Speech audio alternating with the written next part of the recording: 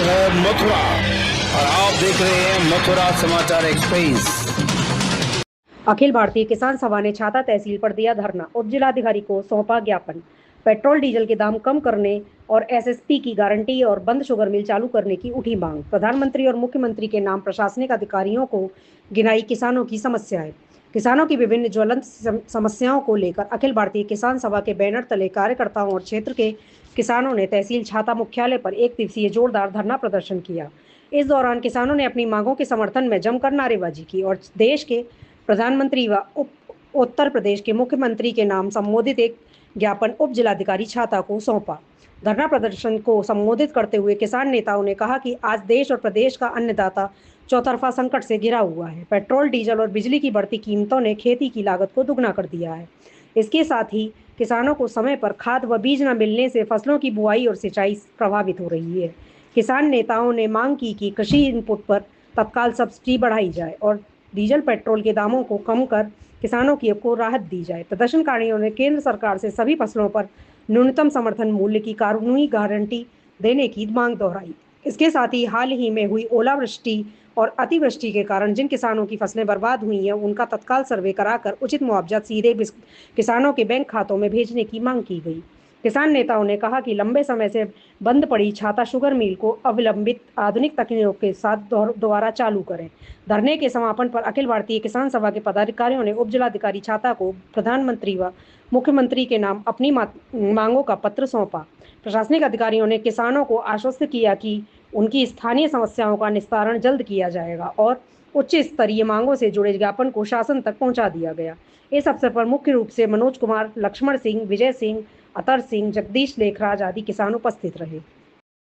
आपके जो भारतीय किसान महासभा के द्वारा एक दिवसीय धरना दिया जा रहा है, किस कारण से दिया जा रहा है, क्या मामला है? किसानों की समस्याओं को लेकर आज हम यहाँ छाता तहसील में इकट्ठे हुए हैं। किसानों की मुख्य मांग धान की फसल की रोपाई हो रही है, किसानों को खाद नहीं मिल रहा है।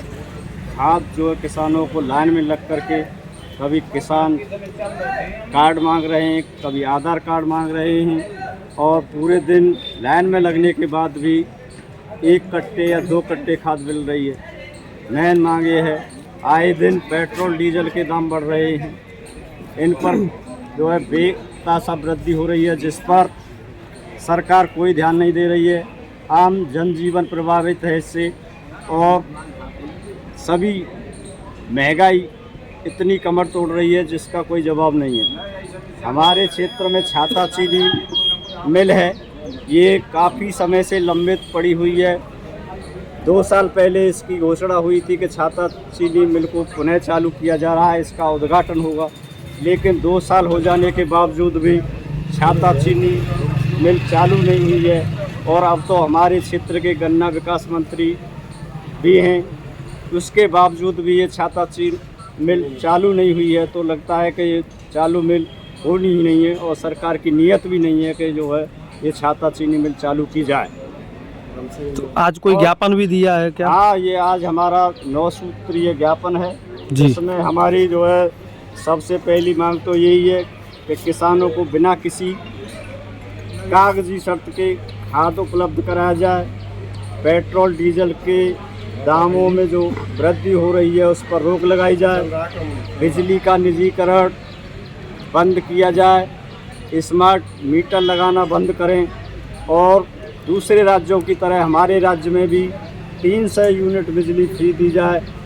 अमेरिका के साथ में जो हमारी मोदी सरकार ने किसान विरोधी ट्रेड डील की है, इसे रोका जाए, इसे वापस लिया जाए और पिछली गेहूं की फसल का ओलावृष्टि और बरसात के कारण नष्ट होना जो सरकार ने मुआवजा दिया है वो आज तक किसानों को नहीं मिला है।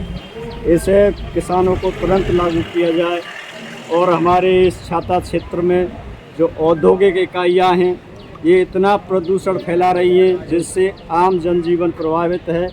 तुम्हारे जो इनके आसपास के गांव में नवीपुर है, कोटवन है, बरैना, बठैन, कोसीकला, इनमें लोग तरह तरह की बीमारियों का शिकार हो रहे हैं। और हमारे इस हाईवे पर भगत सिंह चौक पर, कोटवर पर ये आए दिन दुर्घटना हो रही हैं। इन पर फ्लाईओवर बनाए जाएं, नहर नालों रजवाहों की तुरंत सफाई कराई जाए, वह गोपाल बाग कोसी में नहर रजवाहा को शीघ्र बनाया जाए। आज की इस धरना प्रदर्शन की हमारी ये मुख्य मांगे हैं। तो बहुत सारी समस्याएं, ये समस्याएं खत्म नहीं हो रही हैं क्या? समस्याएं खत्म क्या हो रही है? सरकार तो पूंजीपतियों के पक्ष में नीति बना रही है।